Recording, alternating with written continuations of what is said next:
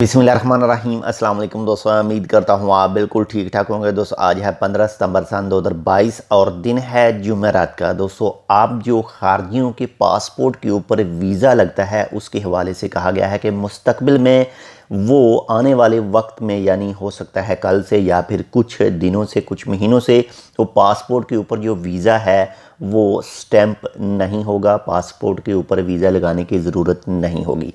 इसके हवाले से ओमान के जो मुख्तलिफ सोशल मीडिया हैं, जो ऑफिशियल सोशल मीडिया हैं, उसके ऊपर आर्टिकल मौजूद हैं और उसमें पुलिस का नाम लिया गया है कि पुलिस की तरफ से ये खबर दी गई है कि आने वाले दिनों में, आने वाले वक्त में पासपोर्ट के ऊपर जो वीज़ा स्टैंप होता है वो वीज़ा स्टैंप नहीं होगा। जो लेबर कार्ड बनता है, जो भी रेसिडेंट कार्ड है, वही पावरफुल है और वही सब काम करेगा वीज़े के लिए भी और रहाइश के लिए भी, यानी जो चीज़ भी सब चीज़ें वही कवर करेगा, यानी पासपोर्ट के ऊपर वीज़ा स्टैंप नहीं होगा।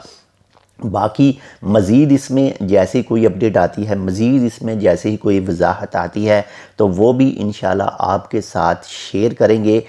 एक छोटी सी रिक्वेस्ट, अगर आपने अभी तक हमारा ये चैनल ओमान न्यूज़ टुडे को सब्सक्राइब नहीं किया तो आप इसको सब्सक्राइब कर सकते हैं मज़ीद ऐसी ही अच्छी और मालूमाती वीडियोज़ के लिए।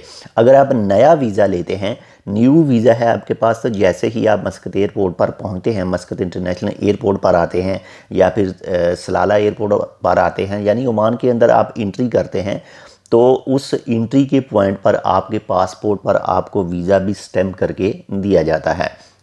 बाकी इंशाल्लाह जैसे कोई इसके हवाले से मज़ीद अपडेट आती है, मज़ीद कोई तफसील आती है तो कब से स्टार्ट होगा, कब से नहीं है, क्या चीज़ें होंगी, वो भी तमाम तफसील आपके साथ फ़ौरन शेयर की जाएगी।